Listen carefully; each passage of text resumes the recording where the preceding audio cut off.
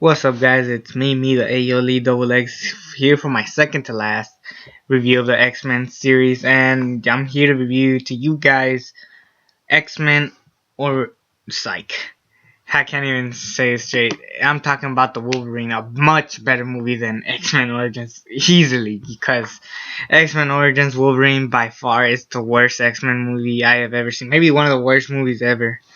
But all I can say about this movie, thank God it happened, because this really could have ruined Wolverine's reputation as far as movie wise goes, making Wolverine or Hugh Jackman himself feel like he can't have a good movie. But definitely he pulled it off this one.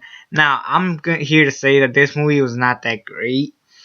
I don't think it was the best movie ever. I don't think it was the worst. When I rewatched this movie, I actually found myself enjoying it more this time than I did the first time. Which the first time I saw it was back in 2013. I didn't bother rewatching it because at the time I wasn't a big fan of it. But now, as I get older, I understand the movie a little bit more. I see myself, kind of going, yeah, you know what, it was a pretty solid movie. The main problem with this movie were the last couple of minutes, the last like half hour, I would say.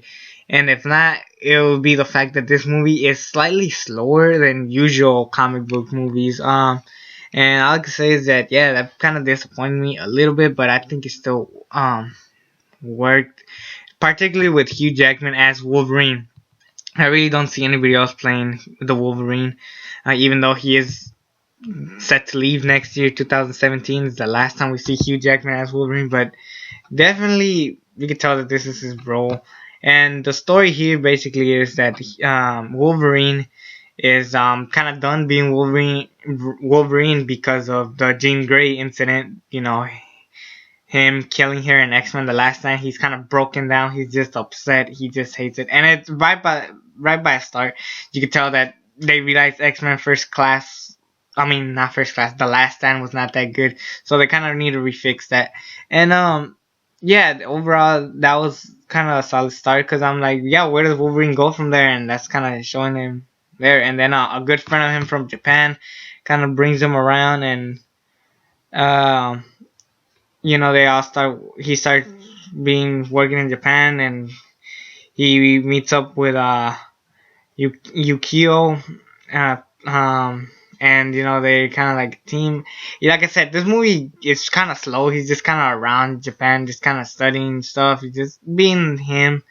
And overall, I thought that it's, like I said, it was still pretty slow, but some of the action was solid. You know, eventually this girl named Mariko is gonna be one of like the most famous or richest people in Japan.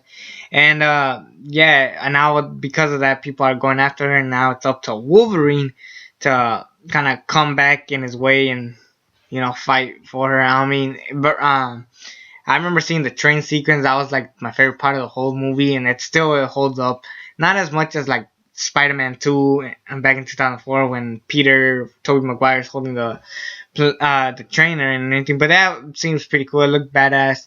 Honestly, the biggest flop for this movie was that it was PG-13, I believe. Yeah, it was. Yeah, PG-13. If it was a hard R, maybe this movie could have gotten like a lot of praise more than usual. Not saying, oh, it has to be R because that's what made Deadpool great and stuff. Which, let's not get ahead of ourselves. Without a rated R Deadpool, that movie could have been shit.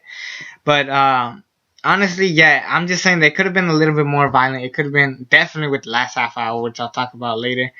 Um, yeah, and this movie kind of felt more realistic than it did a comic book. And even with Viper in this movie, she was okay. I liked her at the time a lot. After watching this movie, I'm like, she's whatever. She still worked good in the movie. I think she was still okay. And then when a bunch of like people go after Mariko and Wolverine, they kind of like just leave. And yeah, they eventually, this you could tell is obvious, they lead to a love story between Mariko and Wolverine. But then, of course, as Wolverine sleeps, he sees nightmares about him killing off Jean Grey. It just keeps haunting him. It keeps haunting him, and it was just sad thing I should say, but it worked. Like I said again in this movie, I'm gonna keep this review kind of short. It's like 5 minutes, but I want to see how much I could talk about.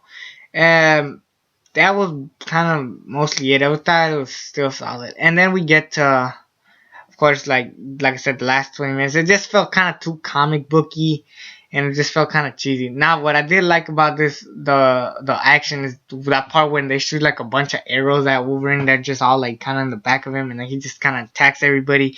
And he's like, "I'm the Wolverine," and I was just like, "Yeah, that's how you revive Wolverine back to who he was." And that by itself just like made it solid for me. And then eventually this leads to a fight about who wants to stop this kind of mission, and then it turned out it was his friend, where is it, no, Naburo. He's the one that was trying to stop him the whole time, which kind of was confusing. I was like, what?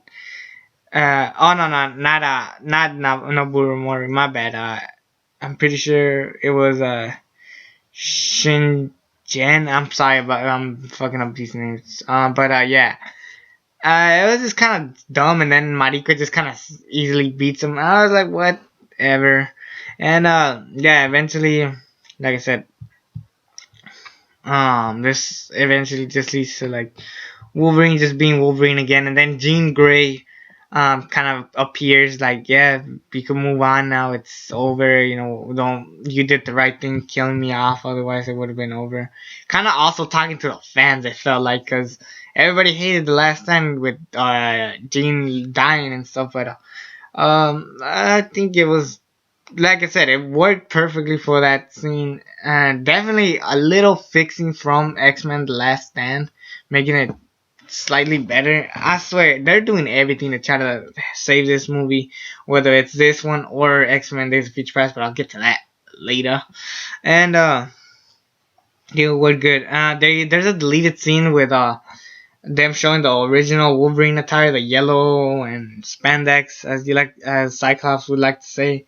And I was like, they should have used it. I really wanted to see that costume being used, because hopefully, maybe at Wolverine 2 it might pop in, or not Wolverine 2, Wolverine 3, my bad, or whatever they're gonna call it. I think that it's gonna come up to that, and I'm excited for that. If it does appear, why shouldn't it? I mean, yes, it was a deleted scene, but it's a deleted scene nonetheless. It definitely should have been in the movie. Everybody would have marked off for that. But the biggest thing for this movie was that after Wolverine kind of slowly became Wolverine again, he's kind of recovered. It was perfect enough for the end credit scene to be Magneto coming in, kind of stopping Wolverine. Like, don't worry, I'm not here to hurt you. In fact, someone's here to see you as well. And then everybody's kind of frozen. He's confused. And then Patrick Stewart, Professor X, is back. He's like, how are you still alive? And kind of doesn't explain it that well. But if you do stay for the X-Men The Last Stand end credit scenes, yeah, Professor X is still alive. So thank God for that. And yeah, eventually, what happened was, Professor X kind of went into his twin brother, and that's why he looked, just like that. Whatever they needed to have him come back, it worked. I'm glad that he came back, because X-Men Days of Future Past definitely needed him for that particular role. So overall, I feel like it was a good setup to continue the Wolverine series, even though it was a slightly slow term. I still found myself enjoying some stuff here and there. I'm gonna give it a solid, and it's a strong 6 to 7 out of 10. It's really hard. It's a B- movie. It's not quite living up to I don't know, one of the Captain America movies or the Avengers, but it was a solid movie to watch. I enjoyed it. You should definitely enjoy it. I know a lot of you people hate it. I was with you guys back in 2013 hating it, but as years go by, I think that it's slightly getting better and better. It's slowly getting better, but I still enjoyed myself for most of it. It's alright. Definitely not the biggest one to rush for. I'm not saying anything bad about it. I'm just saying it was alright for me. So, anyways, it's me, the ALE double X, and coming soon, X-Men Days of Future Past. Yeah, I got the rope cut, motherfuckers. So yeah, anybody wondering about the rope cut? Yes, it does have the regular CD and the rope cut. So the original movie that you saw in theaters and the Rogue Extended Edition. So just telling you that. Hopefully I get it soon. It's me, the ALE though. Like, subscribe to this channel if you haven't already. Check out all the cool stuff below. And until then, I'm out.